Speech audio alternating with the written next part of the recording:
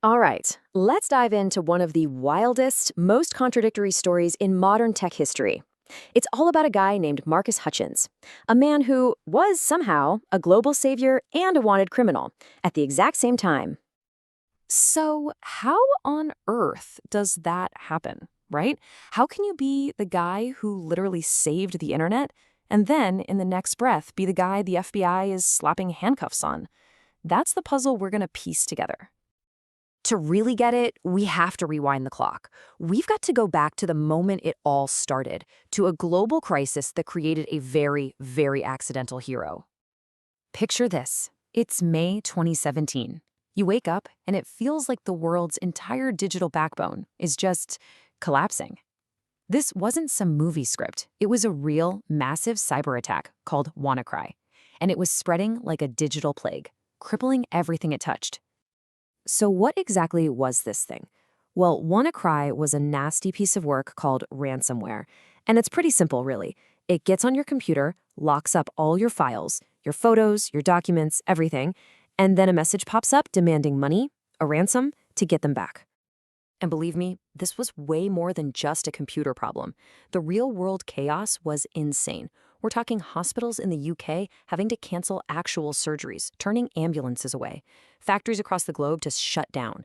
This thing had real, physical consequences, and the stakes were getting higher by the hour. And this is where our story's hero, or maybe anti-hero, comes in. Not from some shiny high-tech command center, but from a messy bedroom.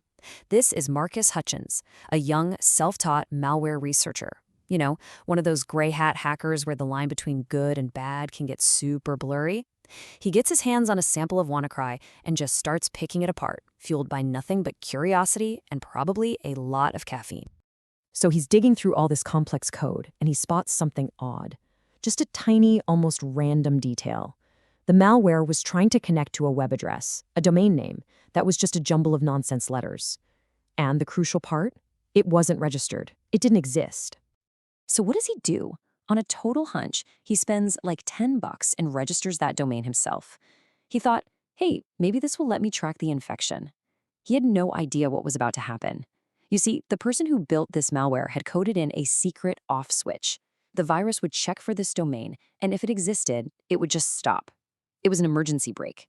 And by spending $10, Marcus Hutchins had just accidentally pulled the brake on a global cyber attack. The whole thing just ground to a halt. The effect was immediate. I mean, cybersecurity centers around the world just watched their threat maps go from blinking red to calm. And just like that, overnight, this unknown kid in a hoodie from a small English town is a global hero. The media went nuts, calling him the man who saved the internet. But here's the twist. Just as fast as he became famous, his whole world was about to get flipped completely upside down. The celebration didn't last long, because a past he thought was buried was about to come back and haunt him in a huge way. I mean, talk about whiplash. In May, he's a hero. 3 months later, in August, he's in Las Vegas for a big cybersecurity conference. He's at the airport, ready to fly home, and bam, he's surrounded by FBI agents and placed under arrest. Now here's the kicker. The charges had absolutely nothing to do with WannaCry. Nope. This was all about something he'd done years before, as a teenager. He was involved in creating malware called Kronos, a nasty little program designed to steal people's online banking info. That blurry line he'd walked for years, he'd just run right into a brick wall. And this set up this incredible legal and ethical debate. The prosecution's argument was pretty straightforward. Look, doing a good thing, even a really good thing, doesn't just wipe your slate clean. But his defense team, and a lot of his supporters, they fired back saying, are you kidding? Stopping WannaCry is the ultimate proof that this guy has changed, that he's using his skills for good now. So the case moved forward. And the verdict wasn't just going to decide Marcus's future. It was going to send a huge message to the entire cybersecurity world. In the end, Marcus Hutchins decided to plead guilty to a couple of the charges. He basically owned up to it, taking responsibility for the mistakes he made when he was younger. And this, right here, is where the story takes its final, unbelievable turn. When it came time for sentencing, the judge stood up and made it crystal clear. He specifically mentioned Hutchins's extraordinary contribution in stopping WannaCry as a massive factor in his decision. So the verdict? Time served. That's it. The judge didn't send him back to prison. Instead, he got 1 year of supervised release. It's wild to think about, but in a very real way, the heroic act that made him famous also ended up saving him. So, where's he now?